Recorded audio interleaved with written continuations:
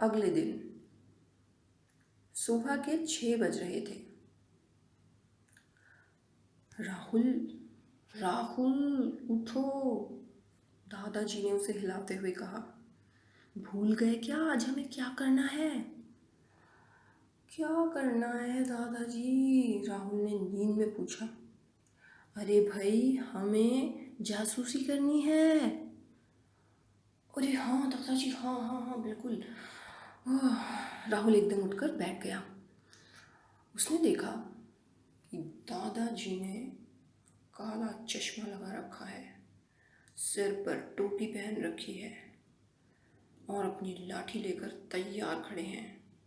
पहले तो राहुल को हंसी आई, लेकिन फिर उसने बोला, ठीक है दादाजी, अगर आप इतने तैयार होकर आए हैं तो मैं भी अभी 5 मिनट में तैयार होकर आता हूँ, आप देखिए तो।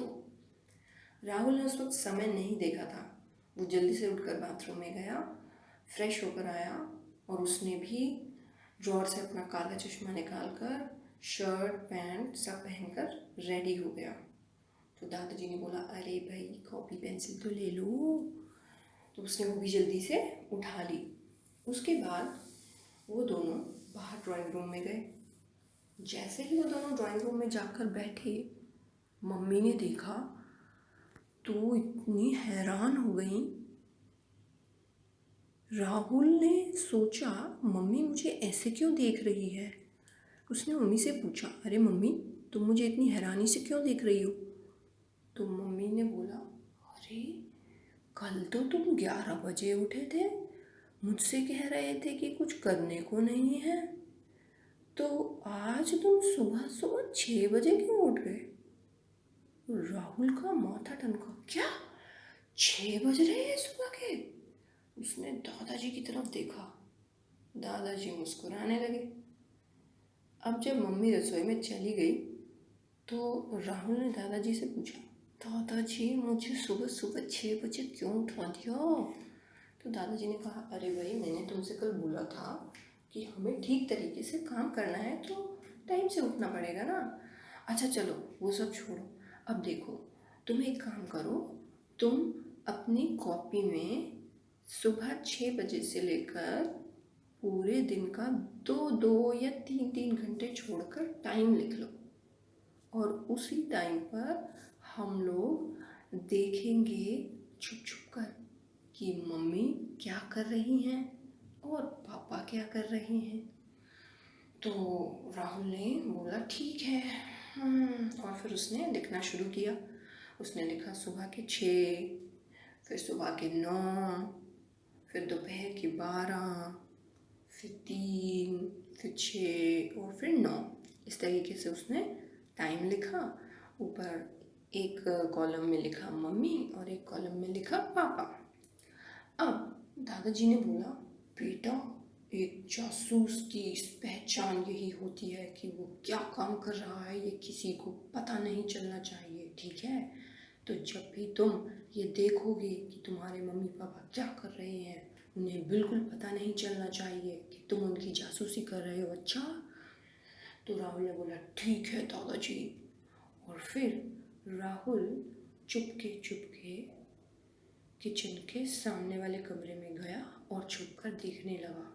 तो उसने देखा कि मम्मी पानी की बॉटल्स फिल कर रही है, नाश्ते की तैयारी कर रही है, दोपहर के लिए चने भिगो रही है।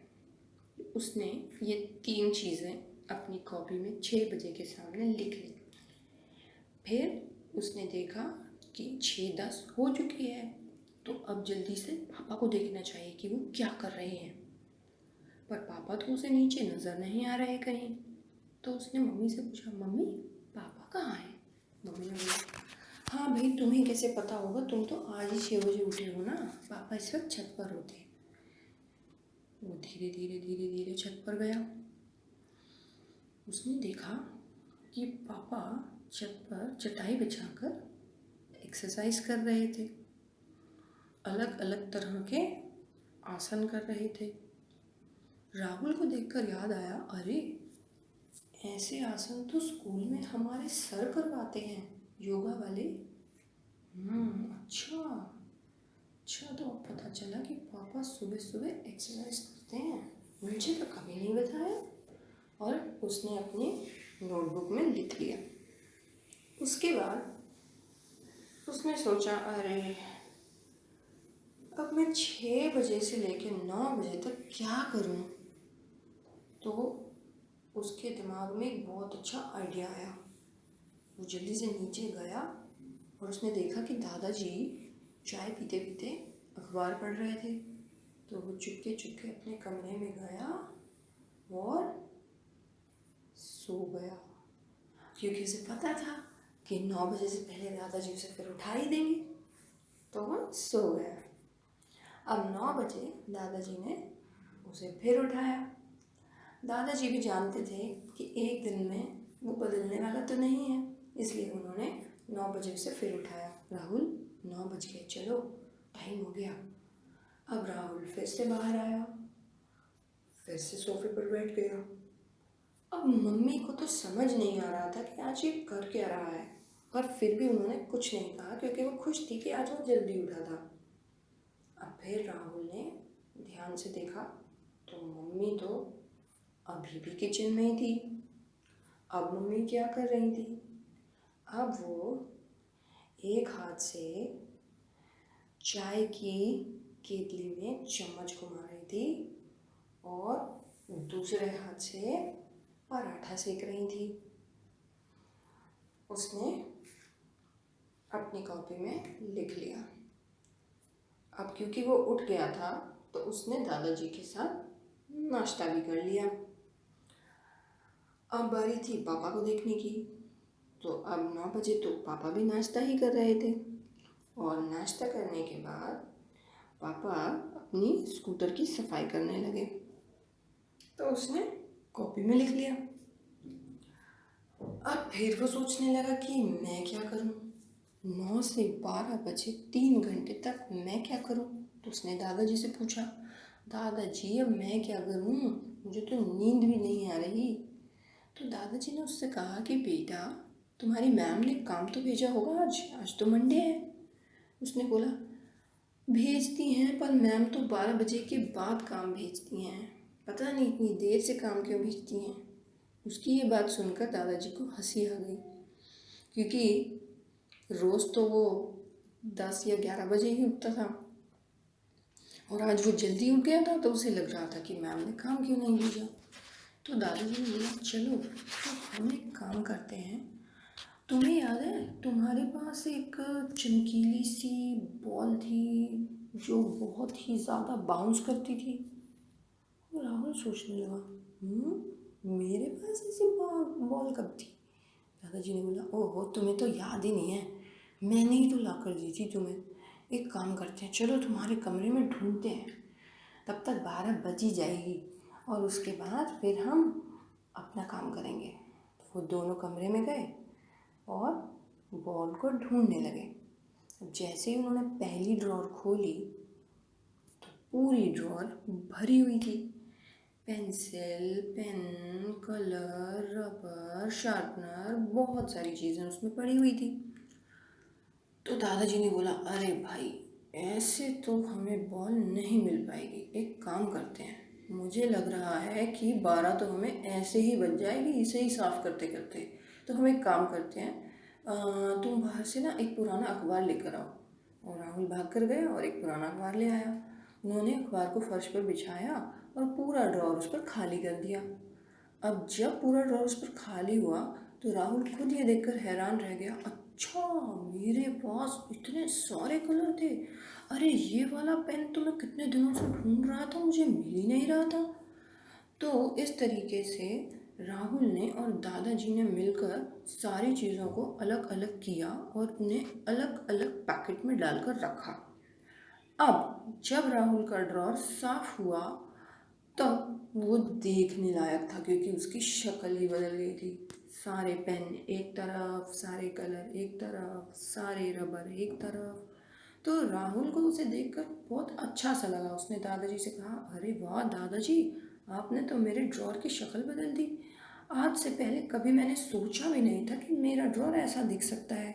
तो दादाजी ने बोला, बेटे यही तो बात है, होता तो सब कुछ सोचने के बाद ही है ना। जब तक हम सोचेंगे नहीं तो हम करेंगे नहीं।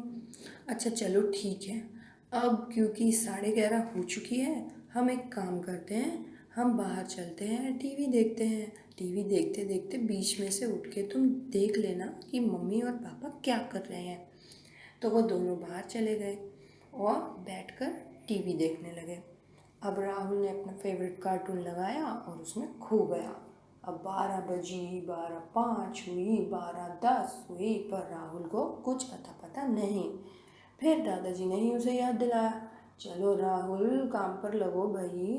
फिर राहुल उठा। अब वो गया किचन में, तो मम्मी किचन में नहीं थी। तो उसने सोचा अच्छा चलो, अब मतलब मम्मी का किचन का काम तो ख़त्म हो गया। अब वो गया बेडरूम में, तो वहाँ उसने देखा कि मम्मी अपनी अलमारी में से सारे कपड़ों को तह करके ठीक करके रख रही थी। तो राहुल ने मम्मी से पूछा, अरे मम्मी आप भी कुछ ढूंढ रही हो क्या? मम्मी ने बोला, अरे नहीं, ढूंढ कुछ नहीं रही हूँ, बस ठीक करके रख रही हूँ, क्योंकि जब कुछ चाहिए होता है तो फिर ढूंढना नहीं पड़ता। तो राहुल ने मम्मी की बात सुनी, कुछ सोचा और फिर बाहर जाकर अपनी कॉपी में लिख लिया। अब बात थी पापा की। अब पापा क्या कर रहे थे? तब उसने जाकर देखा कि पापा फ़ोन पर अपने ऑफिस में किसी से बात कर रहे थे। तो बात सुनकर समझ गया कि पापा कुछ अपने ऑफिस से रिलेटेड ही बात कर रहे हैं। तो उसने डिस्टर्ब नहीं किया और आकर अपनी कॉपी में लिख लिया। अब तक राहुल का स्कूल का काम आ चुका था, तो उसने अपनी मम्मी से मोबाइल लिया और उसमें से काम नोट किया और करने लगा। अब काम करते करते तो 12 से 3 हो गई, उसे पता भी नहीं चला। अब 3 बजे फिर जब उसने देखा तो मम्मी फिर से रसोई में थी और लंच बना रही थी। अब लंच का टाइम था, तो पापा भी वैसे तो अपना कुछ काम कर रहे थे, पर खाने के टेबल पर बैठे हुए थे। तो राहुल ने फिर से लिख लिया कि 3 बजे लंच का टाइम है, तब लंच कर रहे हैं, मम्मी किचन में है और पापा अपना काम करते करते खाना खा रहे हैं। अब उसके बाद राहुल का जो थोड़ा सा काम बचा था वो उसने कर लिया और फिर उसने सोचा कि आज उसकी ड्रॉअर में से कितने सारे पेन्स और कलर्स मिले थे, तो क्यों नहीं एक अच्छी सी ड्राइंग बना लेता हूँ। फिर उसने अपनी ड्राइंग नोटबुक निकाली और एक अच्छी सी ड्राइंग बनाकर उसे कलर किया। जब उसकी ड्राइंग पूरी हो गई, उसने मम्मी को दिखाई, दादाजी को दिखाई, पापा को दिखाई, सबको बहुत अच्छी लगी। और सबने जब बहुत अच्छा बोला तो राहुल को भी बहुत अच्छा लगा। तो उसे लगा कि चलो एक ड्राइंग तो मैं रोज़ बना ही सकता हूँ, मेरा भी टाइम पास हो जाएगा। अब शाम के 6 बजे उसने देखा कि मम्मी डिनर की तैयारी कर रही हैं, चाय बना रही हैं और पापा अपने ऑफिस का काम कर रहे हैं और साथ ही साथ अपनी अलमारी से कपड़ों को तह करके रख भी रहे हैं। राहुल ने अपनी कॉपी में लिख लिया और इसी तरीके से रात को 9 बजे भी उसने देखा कि मम्मी सारा किचन का काम डिनर कराने के बाद क्लीन अप करके रख रही हैं, सब चीज़ों को ढक रही हैं, किचन की शेल्फ को साफ़ कर रही हैं और पापा बिस्तर बना रहे हैं, चादर को साफ़ कर रहे हैं, जो सामान इधर उधर रखा है उसे सही जगह पर रख रहे हैं। अब जैसे ही 9 बजे का रिपोर्टिंग पूरा हुआ तो वो दादाजी के पास गया और उसने कहा, दादाजी हो गई आज की तो जासूसी, मैं तो थक ही गया। दादाजी ने बोला, अच्छा थक गए तुम, चलो कोई बात नहीं, एक दिन की मेहनत थी। चलो अब एक काम करते हैं, आज तुम सो जाओ, हम कल इसके बारे में बात करेंगे। तो राहुल ने बोला, ओह नो दादाजी, फिर आप मुझे 6 बजे उठाएंगे? तो दादाजी ने हंसते हुए कहा, अच्छा नहीं भाई, कल तुम्हें जासूसी नहीं करनी, चलो कल मैं तुम्हें 8 बजे उठा दूंगा, ठीक है? तो राहुल ने सोचते हुए कहा, हाँ ठीक है दादाजी, 8 बजे उठा दीजिएगा। तो अगले दिन राहुल को दादाजी ने 8 बजे उठाया और राहुल जब उठा तो उठते ही वो भागकर छत पर गया ये देखने के लिए कि आज पापा एक्सरसाइज कर रहे हैं या नहीं। तो जब वो छत पर गया उसने देखा पापा तो वहाँ नहीं थे। वो नीचे आया, उसने दादाजी से पूछा तो दादाजी ने बोला बेटा कल तो तुम 6 बजे छत पर गए थे ना, आज तो 2 घंटे हो चुके हैं, इसलिए पापा का एक्सरसाइज हो चुका है। तो राहुल को अचानक से लगा कि काश वो भी पापा के साथ एक्सरसाइज करता, कितना मज़ा आता, क्योंकि सुबह सुबह तो कितना ठंडा मौसम था। पर उसने कुछ कहा नहीं। फिर दादाजी और राहुल दोनों बैठकर कल जो उन्होंने रिपोर्ट लिखी थी उस पर बात करने लगे। तो दादाजी ने बोला राहुल से कि राहुल चलो अब ज़रा तुम मम्मी के जो काम थे, जो तुमने देखा कि वो कर रही थी, उनको ज़रा पढ़ो। राहुल ने देखा, पूरा पढ़ने के बाद राहुल को पता चला कि मम्मी का अधिकतर टाइम तो किचन में ही बीतता है। उसके अलावा जो टाइम होता है उसमें मम्मी या तो कुछ सफाई कर रही होती हैं, या सब्जी काट रही होती हैं, या थोड़ी देर टीवी देख रही होती हैं, और थोड़ी देर रेस्ट कर लेती हैं। तो मतलब कि मम्मी का तो पूरा दिन पैक रहता है। अब उसने पापा का देखा तो पापा की लिस्ट में भी उसको यही दिखा कि पापा या तो ऑफिस का काम कर रहे थे, या फिर वो कुछ साफ सफाई कर रहे थे, या फिर वो कुछ चीज़ों को ठीक कर रहे थे। तो राहुल को अब समझ आया कि उसके मम्मी पापा पूरा दिन कुछ न कुछ काम करते ही रहते हैं। उसे जो याद था वो ये कि मम्मी फ़ोन पर अपनी सहेली से बात कर रही हैं, पापा बैठकर टीवी देख रहे हैं। तो उसे हमेशा ऐसा लगता था कि मम्मी पापा खुद तो टीवी देखते हैं, अपने दोस्तों से बातें करते हैं, और मुझे तो ना तो टीवी देखने देते हैं, ना सोने देते हैं, ना कुछ और करने देते हैं। तो अब दादाजी ने राहुल से पूछा, हाँ भाई राहुल, अब तुम्हें समझ आया कि बैठे बैठे क्या करें? तो राहुल ने बोला, दादाजी, इन दोनों की लिस्ट देखकर तो मुझे लग रहा है कि पूरे दिन में बहुत कुछ काम होता है करने के लिए। लेकिन दादाजी ये सब तो बड़ों के काम है ना, मैं इनमें से क्या काम कर सकता हूँ, और मैं करूँ भी क्यों? तो दादाजी ने उसे समझाया, राहुल तुम भी तो कभी बड़े होगे, तो क्या तुम ये सब चीज़ें एकदम से सीख जाओगे? नहीं ना, तुम्हें भी तो अभी से धीरे धीरे आदत डालनी होगी, कोशिश करनी होगी। जब तुम्हें अभी से धीरे धीरे काम करना आएगा तभी तो तुम बड़े होकर अच्छे तरीके से कर पाओगे ना। अब जैसे तुम्हारे पापा एक्सरसाइज कर रहे थे, अगर तुम अभी से एक्सरसाइज करोगे तभी तो तुम्हारी बॉडी हेल्दी बनेगी, तुम स्ट्रांग बनोगे और बड़े होते तक भी रहोगे। तो राहुल ने सोचा, तब दादाजी ने बोला, देखो तुम ज़्यादा मत सोचो, मैं तो तुम्हें सिर्फ ये कह रहा हूँ कि जो भी काम तुम्हारे मम्मी पापा करते हैं उन्हें देखकर क्या तुम्हें नहीं लगता कि ऐसे बहुत सारे काम हैं, छोटे छोटे से ही सही, जो तुम भी कर सकते हो और तुम्हें करने चाहिए। तो राहुल ने सोचा, बात तो दादाजी सही कह रहे हैं। तो उसने बोला, ठीक है दादाजी, कल आप मुझे सुबह 6 बजे उठा दीजिएगा। और दादाजी उसकी बात सुनकर मुस्कुराने लगे। तो बच्चों, ये थी हमारी आज की कहानी, बैठे बैठे क्या करें। मुझे उम्मीद है कि आपको ये कहानी पसंद आई होगी। मिलते हैं अगली कहानी में। Bye bye.